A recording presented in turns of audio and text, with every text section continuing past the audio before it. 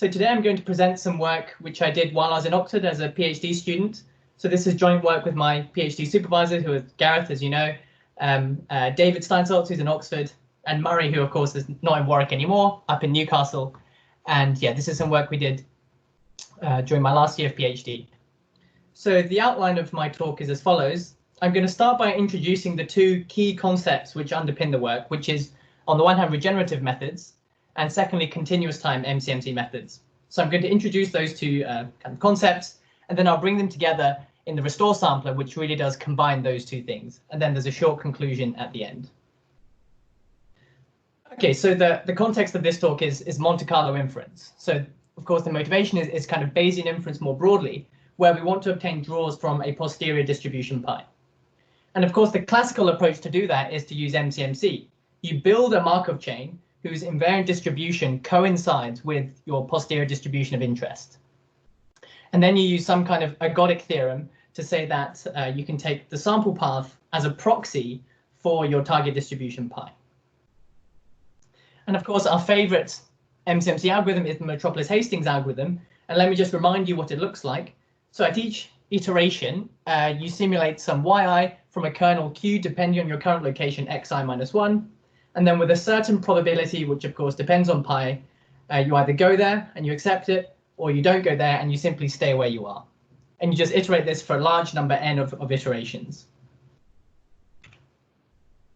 And of course, the reason why this works is essentially by construction, this chain satisfies detailed balance, which is a local condition, which I've written here on the slide, which implies pi invariance.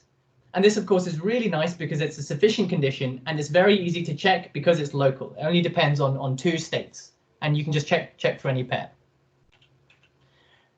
And why is this so good beyond that? Well, the Metropolis-Hastings algorithm is so simple. It's widely applicable. It doesn't make any assumptions on the underlying space. It could be continuous, discrete, or some mixture, and it can just handle all of those things.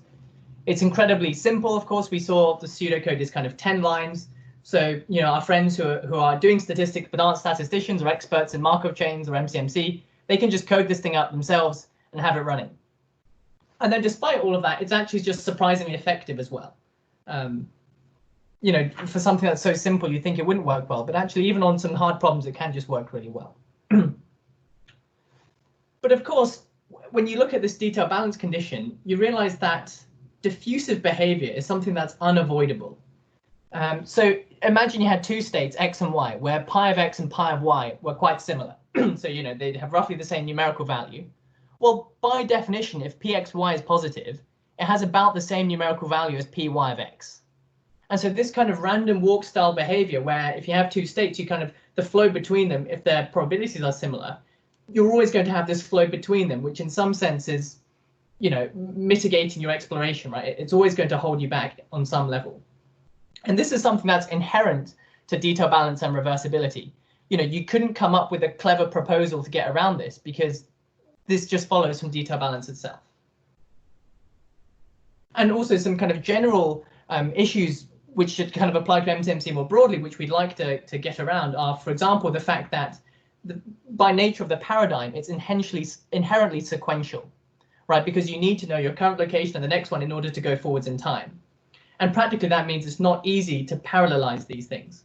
Of course, lots of work has been done looking at how you do that, but somehow that's going against the grain of the paradigm itself. Of course, there's the practical issue of burn-in, which has been studied a lot, but you know, just this sense of how long do you run this thing for? Ergodic theorems are, of course, limiting results, and it's not clear practically how long to run for. The output of any of these algorithms is not an IID sample, but it's correlated, and practically that means it can be difficult to estimate the asymptotic variance to give some kind of quantification as to the quality of the estimator. And so, you know, here you've seen things like this before, but just as an example of what these things look like. So this is just a cartoon of random walk in one dimension on a bimodal target. So this is what you might call is a kind of local algorithm, because what it's doing is it's making small local moves. And so the advantage of things like this is that they're very good at kind of exploring the details of individual, say, modes and these local neighborhoods. But, you know, in this very contrived example, as you can see, it can't really cross over to the other mode because it's just very, very, very unlikely. You'd have to run for a very long time to cross that gap. So this is an example of what you might heuristically call a local algorithm. On the other hand, you have what you might kind of loosely call global algorithms, which would be something like an independent sampler. So, whoops, she shouldn't say important sampler, she should say independent sampler, where at each step you're just proposing from the same distribution. So it doesn't depend on the current location. And again, there's the same very contrived example. And you can see that at least this one can move between the two modes. But of course, on its own, it doesn't really explore either of them particularly well. And so, of course, a natural question you could ask is how could you combine these two things? And of course, lots of work has been done hybridizing these kinds of things. But we'll see that the restore sampler does this in a slightly different way. OK, so that's just a couple cartoons. So now let me go on to the first main topic which I want to introduce or reintroduce to you, which is that of regeneration. So here on the slide, I'm just giving an intuitive definition of regeneration. And what is that? So regeneration times are a sequence of stopping times, T1, T2, and so on, such that at each Ti, the chain starts afresh, meaning the future evolution is independent of the past and identically distributed. Of course, this is not rigorous. You could write this down rigorously in terms of sigma algebras and shift operators, but there's no need for that. I think this kind of intuitive thing is good, definitely good enough for this talk. And so, OK, let me just kind of give a brief motivation for this, which is perhaps something you would have seen in your first course on Markov chains. So how do you prove the ergodic theorem for a continuous time Markov chain on a countable state space, right? I.e., what you want to show is that if xt is a positive recurrent irreducible chain with an invariant distribution, say pi, how would you show that the limiting proportion of time spent in a given state to x0 converges to pi of 0? Well, you kind of think about this for a moment and you think, well, could we use some kind of strong law of large numbers, right? Something like that to get a handle on this kind of thing. And it turns out the answer is you can, but it relies fundamentally on regenerations, right? Because what you say is, OK, well, consider the sequence T1, T2, and so on, which are the return times to x0, right? So we're just looking at, let me see if I can bring up. So I hope if I pull this over, you'll be able to see it if I draw on the screen. So you imagine you have it works. Brilliant. So you just kind of fix your state x0, and you just look at the trajectory as it goes around the state, and each time it returns to x0, that's your kind of T1, and then it goes another excursion, and it will come back, and that'll be T2, and so on. And these things are finite because you're positive recurrent. And crucially, by the strong Markov property, these are regeneration times, right? Because by the strong Markov property, each time you come back to a state, it's as if you started there from the beginning, right? The entire past has been forgotten, and you have a new kind of IID evolution of the path going forwards. And then what that means you can do is you can use renewal theory, because these inter-arrival times are IID, and you can use a strong law of renewal theory, and that will basically do the job for you. And so this idea of regeneration is kind of foundational and fundamental to the study of Markov chains, even in kind of undergraduate level. And if we go on, OK, and in the context of MCMC, they're also particularly useful. And I reference here a really nice paper of Mikland et al. From 1995, where they took this kind of idea of regeneration and really highlighted how it's so useful for MCMC. So suppose for the time being, we've found a sequence of regeneration times. I'm not going to tell you how just yet, but let's just suppose somehow we found such a sequence. Well, consider the following random variable zi, which is basically the chain in between successive renewal events, right, with some test function f. Right, you're just looking at these kind of tours of the chain between these successive regenerations, and by definition of regeneration, these zi's are IID, right? Because each time you regenerate, it's essentially a new Markov chain, which is completely forgotten about everything else, and it's identically distributed. And what does that mean practically? Well, issues of burn-in are just instantaneously eliminated, right? Because the whole past has been forgotten completely, and so it doesn't matter how you initialized it. So as soon as one of these regenerations occur, you are immediately in the asymptotic regime. Secondly, because you have IID observations, you can just use the bog standard central limit theorem to analyze these things. You don't have to use the CLT for Markov chains because we have IID random variables now. And thirdly, you can parallelize these things because you can just tell each of your cores, just independently simulate these tours, these zi's, and then at the end of the day, we'll just stitch them all together. And that would be as if we had ran one giant chain. And so that is also practically relevant there. Okay, well, how on earth would you actually find such things? And that, of course, is highly non-trivial, right? Because regenerations give you such nice properties, you know, by like conservation of difficulty, it must therefore be the case that constructing these TIs must be hard to do in the first place. And indeed, that's the case. And I'm not going to go into the details now for MCMC, but it uses the technique of Nummerlin splitting. If you're familiar with the approach of Mine and Tweedy, it uses all those techniques, right? Like atoms, small sets, minorization conditions, and so on. But yes, unfortunately, this is hard to do in practice. But I hope I've motivated for you that why regenerations are very, very useful in the context of MCMC. Okay, so now I've introduced you to regenerative methods. Now let me talk about continuous time Monte Carlo methods, because that's going to be the subject of the main body of the talk. And as soon as I bring up continuous time methods, your immediate reaction should be, why bother? And this is a really good question, because after all, computers are discrete machines. And so at the end of the day, you can have all this continuous time stuff, but at some level, you're going to have to discretize, right? And so, you know, it's kind of always going to be discrete on some level. Mathematically speaking, the theory of discrete time Markov chains is very well understood. I mean, continuous time stuff is also well understood, but it's much more involved. And you have all these annoying things like continuity of sample paths, measurability, all these different sigma algebras, which just don't feature in discrete time.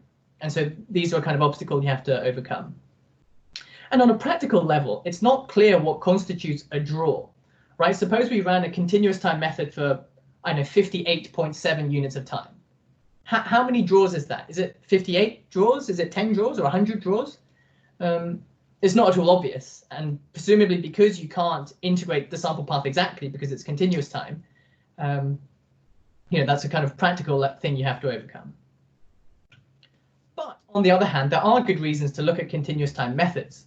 So firstly, in continuous time, there is lots of time. You know, between any two, you know, times, there is an uncountable number of time points in there. And so what that means in practice is you can construct samplers which don't exhibit rejections, because rather than rejecting a proposed move, you can just quickly leave an unfavorable state. And so you can construct samplers which are always moving.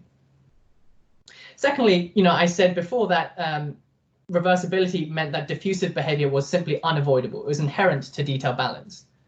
While in continuous time, it's often more natural, it's more natural to construct in continuous time non-reversible samplers, because typically what people like to do is augment their kind of space variable with an additional momentum. And that kind of augmentation is much more natural in continuous time. And thirdly, and this is not going to be something I'd really talk about in this talk, is that in continuous time, you can make use of a technique called subsampling, which can allow you to construct scalable methods. And I'm not really going to say more about that, but that is another motivating factor for looking at continuous time. And so now let me just give you a few examples which have become popular in recent years. So my first example is, of course, a very cheeky one, because it's HMC. And HMC, Hamiltonian Monte Carlo, is neither continuous time nor is it non-reversible, but it's based on Hamiltonian dynamics, which are continuous time deterministic dynamics, which basically are kind of physical trajectories in space, right? And because these are continuous time dynamics and they're deterministic, so they are certainly non-reversible. And the idea of HMC is to try and take these continuous time non-reversible dynamics and put them into an MCMC framework. And that's done by discretizing, using a numerical integrator, and then using a Metropolis-Hastings step to correct it. And so this, if you like, is really trying to do these kind of non-reversible continuous time things, but it's putting them into the kind of traditional MCMC framework. But in more recent years, we've seen some genuinely non-reversible continuous time methods, and these are typically based on PDMPs. And I imagine most people in the audience will be familiar with these, but just in case you're not, I'll draw a cartoon. These are piecewise deterministic. Let me get here. And their sample paths are straight lines. So they kind of just go in a straight line, and when they reach an unfavorable state, they do a bounce according to the contours of the target, and then they keep going in a straight line until there's another bounce event, and so on. And they have these kinds of trajectories just in straight lines. And so two popular examples we've seen in recent years are the BPS, the bouncing particle sampler, and the zigzag sampler. And even more recently, we've seen some extensions as well. If you're here a few weeks ago, Jerry presented a really nice piece of work where he showed that the zigzag can be extended to phylogenetic trees, which is not a Euclidean space, of course, it's a very complicated space. And Sam Power and the co-author have also extended these things to discrete spaces. And so it seems there is a lot of flexibility within this kind of continuous time and non-reversible framework. And let me just also flag up now that typically for these kinds of samplers, because we're no longer using detail balance, we still need to assess and check that pi is actually invariant. And this is typically done through what's called Q self-adjointness or skew detail balance. And the only reason I flag that up is because we'll see later that the restore sampler is continuous time and non-reversible, but it doesn't use this approach. It's actually different genuinely. Okay, and because it's Friday and it's almost summer, I thought I'd just include a little joke. So I was in Singapore last summer for a friend's wedding. And if you ever go to Singapore or Asia more broadly, you must get snacks. And so I got some snacks. And it seems like my study of MCMC has influenced me on such a subconscious level that even my snacks are references to MC algorithms such as the zigzag and the Mahler algorithm. Okay. So that's all by way of introduction. If people had any questions or comments, I'm very happy to take them now, if you wanted to unmute yourself and ask. Otherwise, I'll just move on to the kind of main topic of this talk, which is the restore sampler, where I'm going to pull together those two strands, which is regenerative methods and continuous time Monte Carlo methods. Okay, great. So before I give you the kind of more precise definition, let me first just give you the kind of intuition behind restore. So imagine we have YT, which is a continuous time process, which we're going to think of as a kind of local process. So if you think back to my two kind of motivating cartoons of MCMC, think of it as a kind of random walk metropolis kind of thing, right, where it's good at exploring locally. And it's in continuous time. So for example, it might be a diffusion like a Brownian motion, or it could be an MCMC scheme, which has been kind of plugged into continuous time, basically by saying, take your discrete time chain, and at each point, stay there for an exponential amount of time. But let me also flag up now that we're not assuming actually that this local process is itself pi invariant. Of course, if you're doing something like a Brownian motion, this has no invariant probability measure at all. Well, it has an invariant measure, but it's a Lebesgue measure rather than a probability measure. And secondly, let's suppose we had some kind of global approximation, and we're going to think of it as the regeneration distribution, and we'll call this mu. How might you get such a thing? Well, maybe it comes from, say, some pilot runs or some approximation you have of the target, which you can sample from. And I'm not going to say more at this point, but later we'll see that there is at least one notion of a kind of canonical choice. And so the kind of question which we considered was, well, can we combine these two ingredients in some way to get a pi invariant process? Because of course, as I said, we weren't assuming that y was pi invariant, and certainly mu is not equal to pi. And so is it still possible to combine these two things in some way? If we could, then the resulting process, it would be non-reversible because the location at which you're killed is not going to have the same distribution as the location at which you're reborn, which would be mu. And so if you're to run this thing backwards in time, it certainly would look different. It would also be rejection-free, but kind of rejection-free with a star. And the reason I say star is because in practice, what can happen is you can have very rapid moves, which kind of behave like rejections, but in principle, it would be rejection-free. And by construction, this process would very naturally possess regenerations, because whenever this kind of, whenever you're doing this global move, that is itself a regeneration. And as I kind of alluded to earlier, this kind of combination method is not based on skew detail balance at all. So it's a bit different to things we've seen before. Let me be a bit more precise. So there are three ingredients. So the first is this local process. It's a continuous time Markov process. It needs to be what's called a right process, but that's a kind of technical thing. Secondly, we need a function kappa, which is mapping the state into the non-negative half line, which is the regeneration rate, which says, if you're at location y, at rate kappa of y, attempt to regenerate. So of course, if this is higher, you'll regenerate more. If it's 0, you won't regenerate from that location. And then thirdly, we have this fixed probability measure mu on the state, which is the regeneration distribution. And so kind of heuristically, what the process does, it evolves according to y, but at a kind of non-homogeneous rate kappa of yt, it regenerates and draws its location from mu. call this restore because it's randomly exploring and stochastically regenerating, which is perhaps a bit contrived, but you can thank Murray for the name.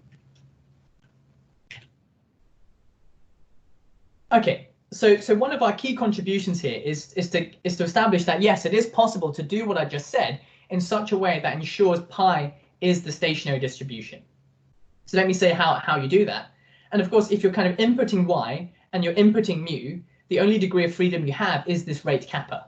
And so that's what I'm going to say. I'm going to say if you pick kappa in a certain way, that will be sufficient for pi stationarity.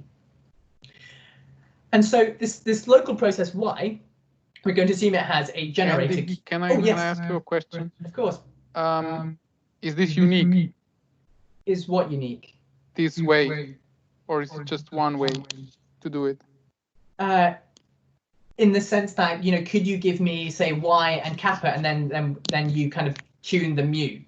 No, the other way, that I give you y and mu, right? And is there only one kappa? Is this the kappa, or is this one of the kappas?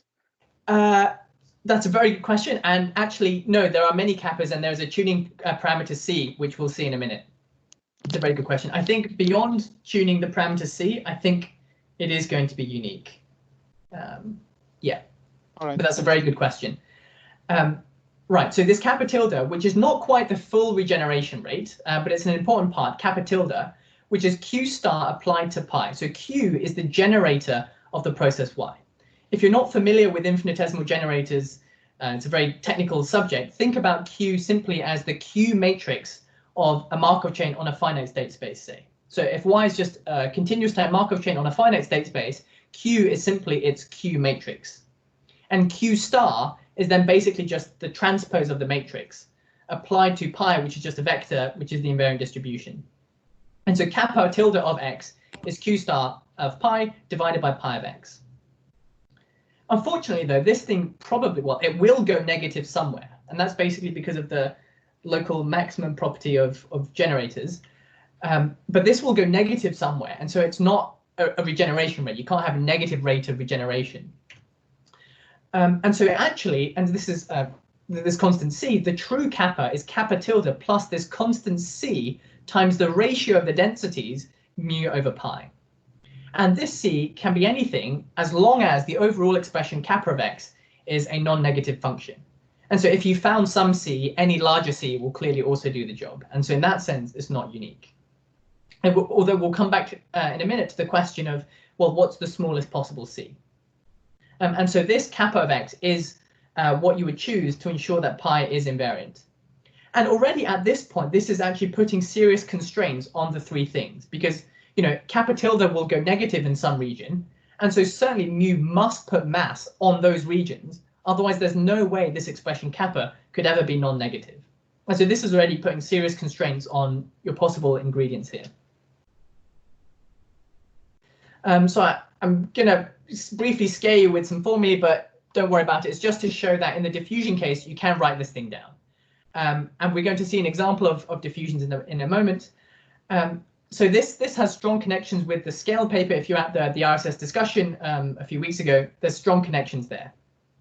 So a natural choice of local process is a diffusion, where I'm assuming that this diffusion y has a drift, which is a gradient form. And in that case, you can just write down this kappa. And as I said, don't worry about this expression. If you're there at the scale discussion, this first term is a generalization of the kind of phi function that featured there. And the difference here is we're adding a c times this ratio rather than just a constant c. But again, as I said, don't worry about this formula. And as a concrete example, if a were 0 and the target were Gaussian, then this kappa tilde function at the front is just a quadratic. And this we did see in the scale discussion a few weeks ago. And so let me just remind you, so this is the Metropolis Hastings, which we know and love. It's the random walk variant. And I want to show you in a minute that when kappa is bounded above, which is certainly by no means the case in general, we've seen for normals it's quadratic, but sometimes kappa is bounded above. And in those cases, the kind of restore algorithm looks very similar to this. And so I think I have it here. So assuming that kappa is uniformly bounded above by constant m, then we can use Poisson thinning, and we can simulate the process as follows. So in blue, I've kind of put the differences with random walk Metropolis. So we're in continuous time, and so we also have to keep track of ti, which is the kind of continuous time epoch, if you like.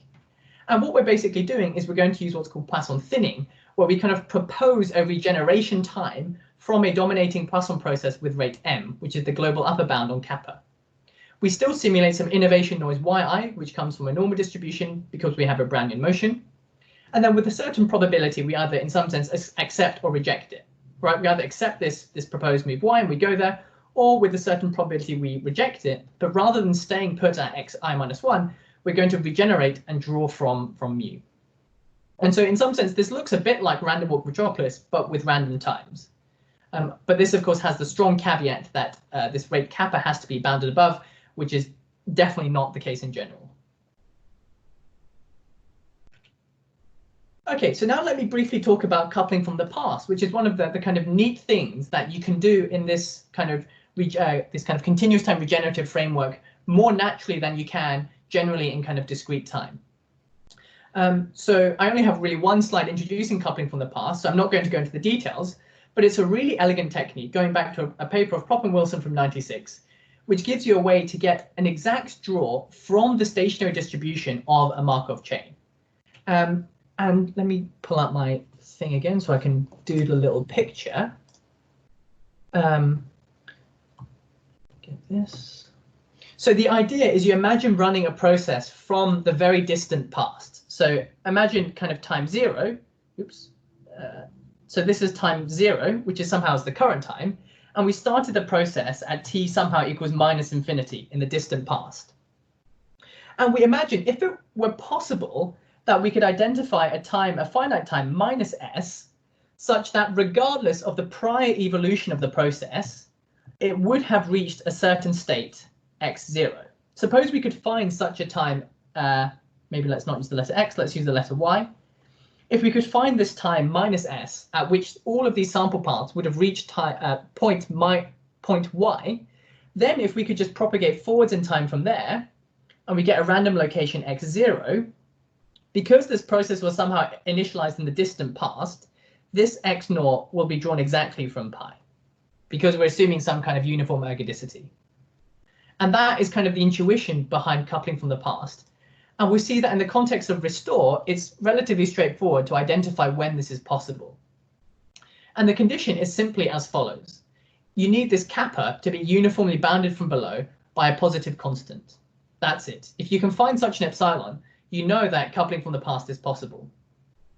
And why is that? Well, it's because if you have this kind of epsilon slice where your rate is always above that, at this rate epsilon, no matter where you are in the space, you are trying to couple with rate epsilon to a new point, which is common, because mu, the regeneration distribution, does not depend on location. So wherever you are in the space, at rate epsilon, you're trying to regenerate and draw from mu.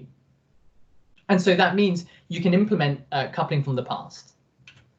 And how would that work practically? Well, what you would do is you would initialize x0 at mu. So this x0 is kind of like the point y in my cartoon. So this is kind of like your y point, which you draw from the regeneration distribution. And then you run forwards in time with a modified regeneration rate, which is kappa prime, which is kappa minus this epsilon slice. And you run it for a random amount of time, t, which is exactly exponential with this rate epsilon. And if you do that, xt will be drawn from pi by the kind of coupling from the past machinery. And so as an illustration, let me just tell you or show you how the classical rejection sampler, the one we know and love from our first course on Monte Carlo inference, is actually a special case of this. So if you wanted to do the classical rejection sampler, of course, you have your target distribution pi, you have a proposal distribution mu, and what you assume is this condition 1, right? That this distribution mu kind of sits on top of pi, right? With a constant m, because the whole point is you're going to thin away mu to get access to pi. So suppose for restore, we're going to use the trivial stochastic process, the process which literally it doesn't move, it just sits there. Yeah, it's like you're just sitting on your sofa and you literally don't move. Right, that's what this stochastic process does. It's completely trivial. And if that's what you pick as your local process, if we flick back a few slides, this kappa tilde function is just identically 0 because the generator is just 0 because it doesn't do anything.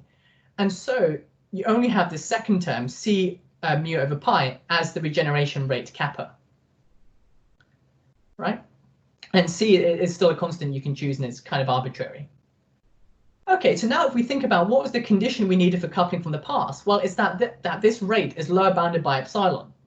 And we'll see that it's easy to see that is exactly the same as condition 1 holding, right? You know, if this is lower bounded, right, mu over pi is lower bounded by some constant, so you can kind of divide by m. And you see that this will hold with epsilon equal to C, this C, divided by m. And so this coupling from the past condition is the same as the rejection sampling condition. And what about the algorithm itself? Well, if you wanted to run this restore process and do coupling from the past, you run it for a random time t, which is exponential epsilon, and epsilon here is C over m. And the regeneration rate is kappa minus this epsilon slice, which is kind of kappa, which is C mu over pi, minus this epsilon slice. And what you do practically is you'd simulate this process iteratively, right? For each n, you'd regenerate, you draw xn from mu, and then you have two competing exponential clocks. One of them, which is this t from above, tells you when to terminate the algorithm, and the other one is telling you when to jump from the current location, and you're jumping with rate kappa prime of xn. If t of these two competing exponentials rings first, that means the algorithm terminated before you jumped, and so you just terminate the algorithm and output xn, which is from pi, by coupling from the past. And what's the probability that this happens? Well, by the theory of competing exponentials, you can just take the rate over the sum of the rates, and it is exactly the rejection sampling probability. And on the other hand, if you didn't, you iterate again, and then by the memoryless property of the exponential, you still have two independent exponential clocks as before. And so the algorithm is exactly the same. Okay, so now let me say a few words about tuning this algorithm, which is kind of going back to Yuri's question a bit earlier. How would you choose this mu and this c? And this is a non-trivial problem in general. Because, well, if you pick mu poorly, you're going to get very, very poor performance. For example, if mu has tails which are too heavy relative to pi, what will happen is you'll experience rapid successions of short lifetimes, because this ratio mu over pi will be very large, and you're essentially just wasting time. And this is kind of rejection free with a star, right? Because this is kind of a rejection essentially. And so it's important, if you want to do this, that you choose these things wisely. And so one option is to choose somehow the minimal mu star and c star, which will ensure that your kappa is bounded from below by some epsilon, where epsilon could just be 0, right? That's the kind of the minimal condition you need, but a greater value of epsilon, which would allow you to do coupling from the past. And if you want to do that, there is a unique choice of mu star, which makes that hold, which I've written here. You don't need to worry about the formula. It's just to show you that it does have a kind of explicit form. And c star, which is the corresponding value of c, is exactly the normalizing constant of this kind of function here. And if you take this choice, it's, as I said, kappa becomes simply kappa tilde cut off at level epsilon. So epsilon could be 0, for example. It's just kind of cut off at level 0. But now you've kind of in some sense, kicked the can further down the road, because now you need to sample from mu star. And mu star is typically compactly supported. So it is, easier than pi, right? Because pi appears here. But of course, it's there's no, looking at this, there's no obvious way of how you would sample from mu star. And so, yeah. And so just mathematically to crystallize what I just said. Oh, hi. Oh, was that just some echo or? Okay, maybe that was just some echo. So to crystallize what I just said mathematically, you can show that if you take this choice mu star and c star, that any other valid choice of mu which satisfies this kind of lower bound constraint is minorized by mu star, meaning you can find some positive delta so that mu star sits under mu. So in other words, you could do rejection sampling to target mu star from mu, and any other valid choice of the constant c will be bigger than c star. So they are indeed minimal in this sense. So now let me just give you some very simple examples to illustrate the kind of thing you might want to do. So this is just a univariate example, and it's inspired by a paper of Murdoch from 2000, and it's kind of like a Cauchy posterior. And you could kind of do this with a multivariate Cauchy in more dimensions, but mathematically it would just be messier and messier, and you wouldn't be able to visualize it so easily. So here I've just given you an example of this kind of posterior where n is just 3. So we have 3 kind of peaks in this posterior. And this, of course, as you can see, it's multimodal and it's also heavy-tailed. So if you wanted to do MCMC on this, I mean, you wouldn't because it's one-dimensional. But if you wanted to, your kind of traditional bog standard samplers would struggle. You know, random walk may not even be ergodic, geometrically ergodic on this thing, and it wouldn't be because it has heavy tails. Okay, well, actually, we want to take this example and use restore with coupling from the past on this. So if we want to do coupling from the past, what that means is in finite time, we need to somehow get a draw. And so with a heavy tail distribution, to get a draw in finite time, you need a process that kind of rapidly explores the tails. And to do that, we'll pick a diffusion, which actually has a drift that thrusts you into the tails. And we'll pick an unstable OU process. So a traditional OU process has a minus sign in front of the drift, which kind of exponentially shrinks you back into the center of the space.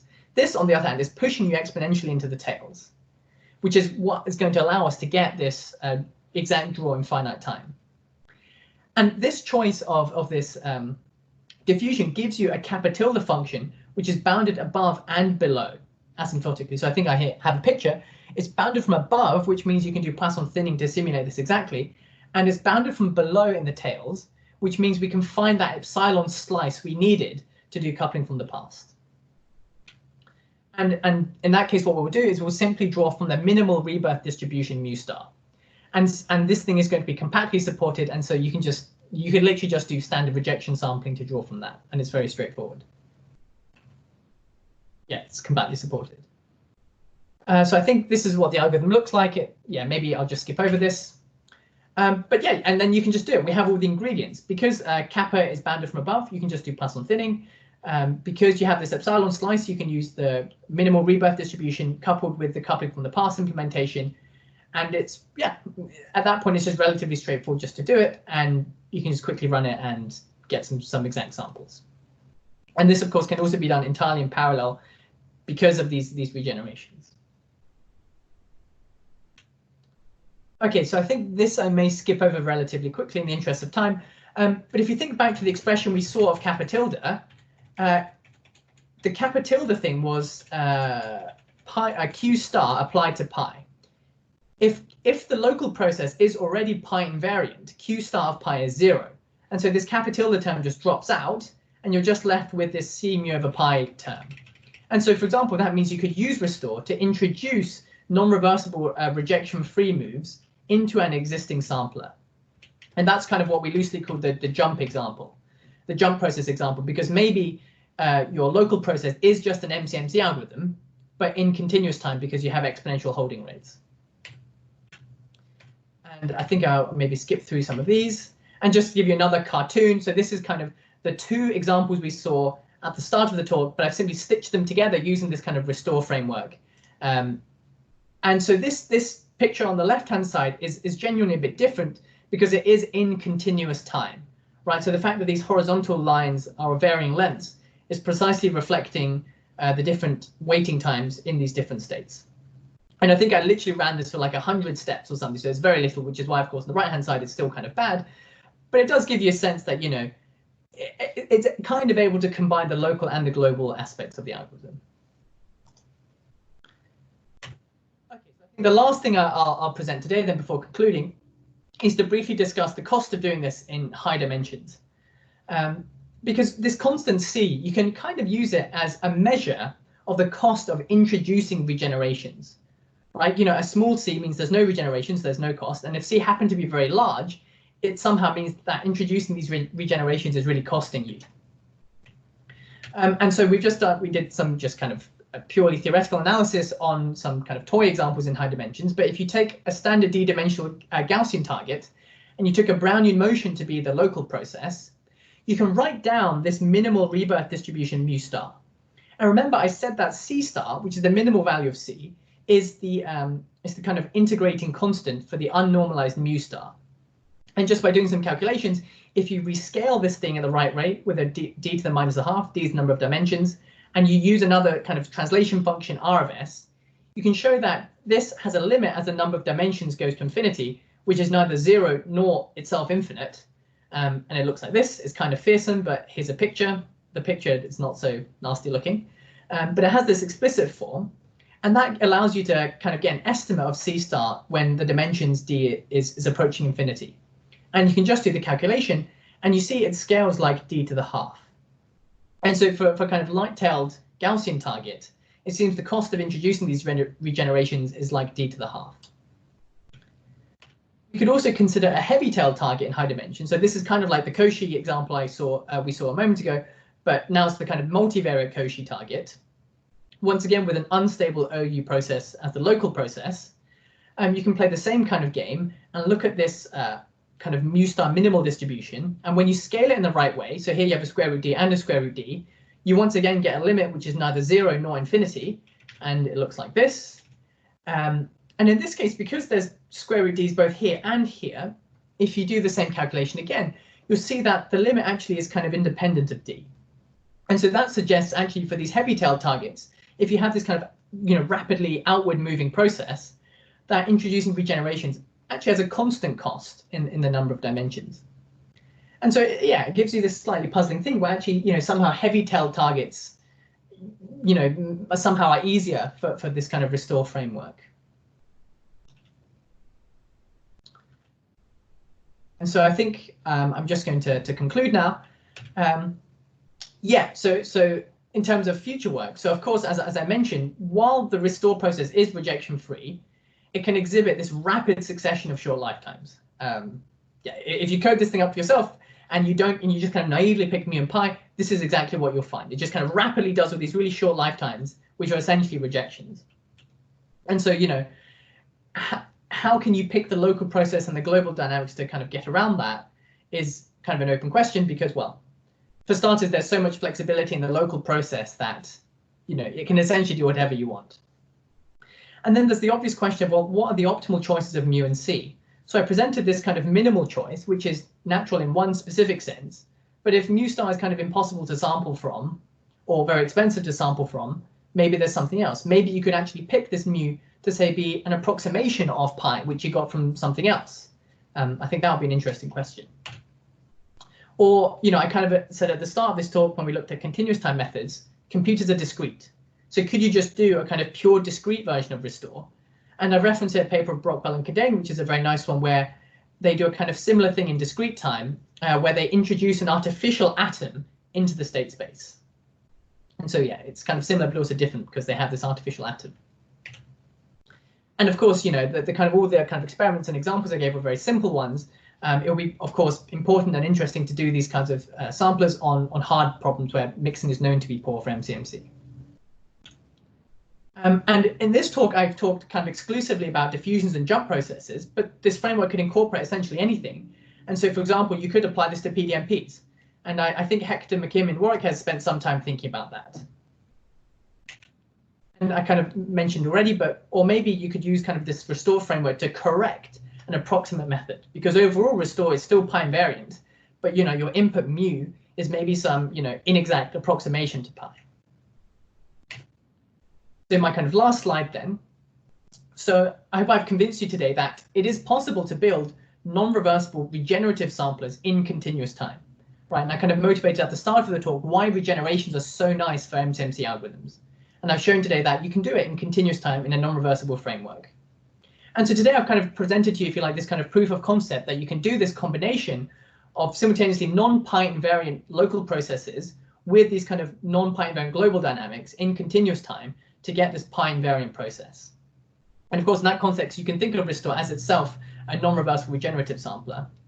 Or I kind of skipped over it, but you can think of it as a kind of jump process variant, where you can think of it as a way to introduce rejection-free non-reversible moves into an existing sampler, or in future work, possibly to correct an approximate method.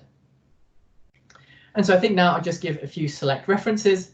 So the work I've presented today is on arXiv. It's going to appear in AAP. If you're interested, I encourage you to look for it there. But some of the things I discussed, notably the kind of dimensional scaling limits at the end, aren't in this paper. They're actually in the version in my thesis or the earlier arXiv version. But you can also find that online. And I think having said that, I will stop there and thank you for your attention.